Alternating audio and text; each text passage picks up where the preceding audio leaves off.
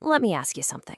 Have you ever looked at a new idea, some new tech, and just immediately thought, no way, that'll never work. It's too big, it's too clunky, it's just wrong. We all do it. But what if the very thing you dismissed was about to change the rules of the game completely? Today, we're diving into the incredible story of a fighter plane that on paper looked like an absolute dud. Its enemies literally mocked it. They wrote it off. But in the sky, it became a legend. This is the story of how the plane they all laughed at got the very last laugh. So let's go back in time. It's September 1943, and I want you to picture Lieutenant Commander Saburo Sakai. This man is one of Japan's greatest living aces. He's a warrior, battle-hardened, with one eye lost to American guns. He's reading an intelligence report on a new American fighter, the F6F Hellcat. And as he looks at the specs, he laughs, out loud.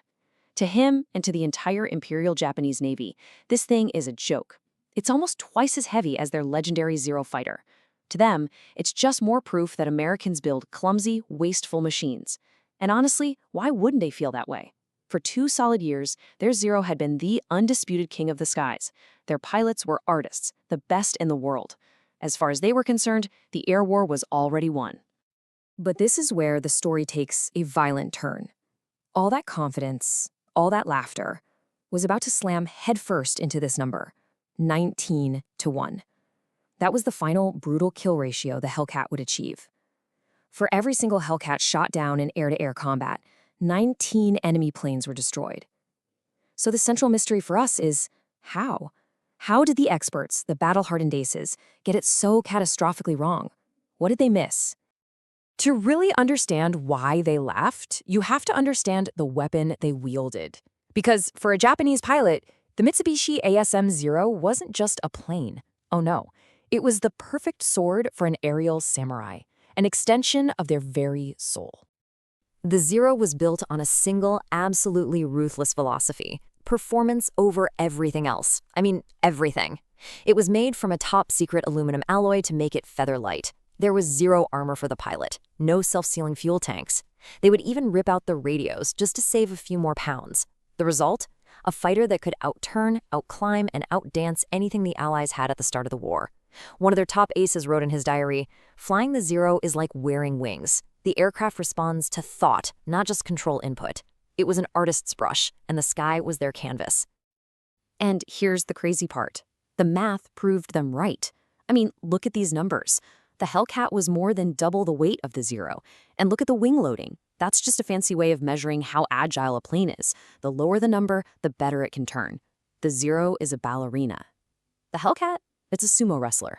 In the world of 1943, where dogfights were all about turning and climbing, the Zero had every advantage. And the Hellcat? Well, you can see the question mark. Based on the rules of combat as they existed, the Americans hadn't just built a flying truck, they had built a flying coffin for their pilots. But here's the thing. Spreadsheets don't bleed, and wars are not fought on paper. In the skies over the Pacific, the math was about to be proven horribly, violently wrong. The first lessons were coming, and they were going to be brutal. So let's zoom in on that first shocking encounter. Imagine you're a Zero pilot. You see this big, clumsy American plane. This is easy. You do what you've been trained to do, what has worked 100 times before. You pull it into a turn, ready to dance onto its tail. But the American pilot does something insane. He doesn't play your game. He doesn't try to turn. He just points his nose at the sky and punches it. That massive 2,000 horsepower engine doesn't just climb, it erupts. The Zero tries to follow, its lightweight frame clawing at the air, losing energy, nearly stalling out. And then, high above, the Hellcat just casually rolls over and dives back down. For the first time, a Zero pilot was facing an opponent who could simply refuse to fight his fight. And that right there, that was the birth of a whole new way to wage war in the air. The Americans called it energy fighting, and it was a complete rejection of the dogfighting artistry the Japanese had perfected. The new American rulebook had one rule written in giant, bold, underlined letters: never, ever turn with a Zero, period. Instead, you use the Hellcat's weight as a weapon. You dive from above, converting that weight into incredible speed for one devastating high-speed pass with 6 heavy machine guns. Then you use all that horsepower to climb straight back up into the safety of the high altitudes, reset, and do it all over again. And this quote, my God, this quote from a Japanese ace gets to the absolute heart of the culture shock they were feeling. They fight like executioners, not warriors. Just think about what that means. To them, air combat was a noble duel, a test of skill between individual samurai. But the Americans weren't there for a duel. They were there to do a job. It was impersonal, it was efficient, it was a cold, methodical machine of war. And that's the real key to this whole story. This is the moment when the Japanese pilots realized the terrible truth. The game had changed. They weren't just fighting a tougher airplane anymore. They were fighting an entire system, a new philosophy of war, built on layers of advantages they couldn't even see. Let's break that system down. First, the plane itself. You've heard the term glass cannon, right? That was the zero. All offense, zero defense. One good burst, and it would just disintegrate. The Hellcat was a flying tank. The company that built it, Grumman, was known as the Iron Works, and for good reason. It had armor. It had self-sealing fuel tanks. A Hellcat could get shot to ribbons and still get its pilot home. And that's the crucial part. A pilot who makes it back, even shot up, comes back smarter. He comes back with experience he can teach to others. The Hellcat wasn't just killing the enemy, it was a machine for making veteran pilots. And then you add another layer to the system, radar. This was maybe the most unfair advantage of all. Japanese pilots would be scanning an empty blue sky, only to have a dozen Hellcats suddenly fall on them out of the sun. The American carriers knew they were coming from 50 miles away. They could put their fighters in the perfect position for an ambush every single time. That quote from Lieutenant Kamachi says it all. We were blind men fighting those who could see in the dark. It wasn't a fair fight. It was never meant to be. But the system wasn't just on the carriers or in the sky. The biggest, most unstoppable part of this American war machine was thousands of miles away, in the factories and training fields back home. And this, honestly, is what truly won the war, an industrial tsunami that Japan simply could not stop. This chart, this isn't just data. It's a human tragedy told in numbers.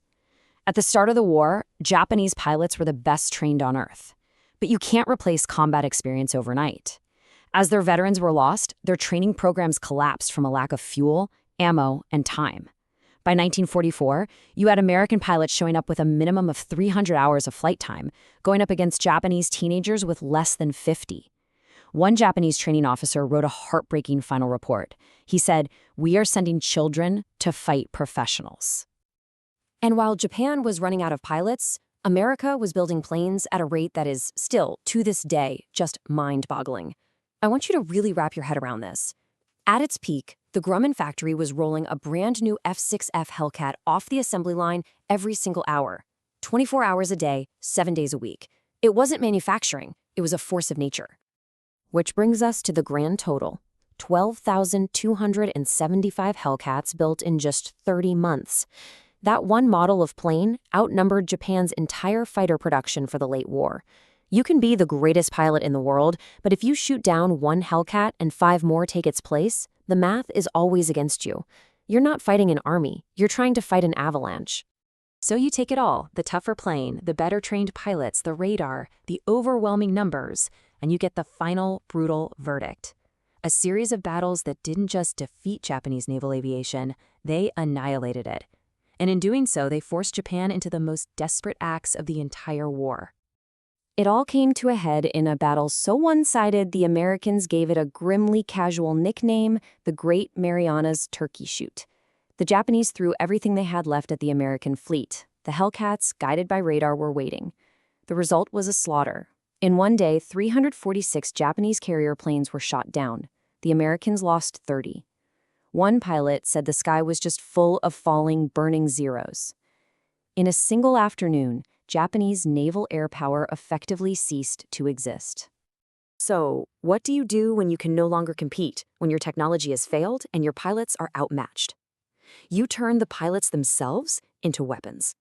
The Kamikaze strategy was born from the grim reality that they could not fight the Hellcat system. The cold, brutal logic was that a pilot trying to attack a carrier conventionally was going to die anyway, with almost no chance of success.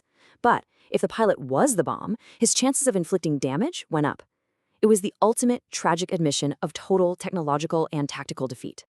And when the smoke cleared, the final numbers told the story. Look at this. Of all the enemy planes shot down by the U.S. Navy in the Pacific, 75%, 3/4 of them, fell to the guns of a Hellcat. The plane they laughed at, the flying truck, didn't just win battles, it won the entire air war. Which brings us back, full circle, to Saburo Sakai, the ace who laughed at the reports. Years later, he stood on a stage with some of the American pilots he'd fought against, and he finally put it all into perspective with these haunting words. "We brought swords to a gunfight and wondered why we lost." He finally understood. The Zero was the perfect sword, an exquisite dueling weapon. But the Hellcat, and the system behind it, that was a gun. But his final reflection from an interview just before he died is maybe the most profound and chilling assessment of the Hellcat's dominance ever spoken. He said, "Every Japanese pilot who survived the war survived because a Hellcat pilot chose to let them live." Just let that sink in. The ultimate defeat isn't just being beaten. It's to exist only by the mercy of your enemy. The Hellcat hadn't just defeated them, it had rendered them completely irrelevant. So, why does this story about an old warplane matter now? Because the story of the Hellcat is a timeless lesson. It's about how a superior system, better tech, better training, better production, will ultimately crush even the most brilliant and courageous individual warrior. And that leaves us with a really tough question, one that's more relevant today than ever. In a world that's increasingly run by complex systems, by AI, by global logistics, what is the role of the individual? Where does the lone warrior, the lone genius fit in anymore? It's something to think about.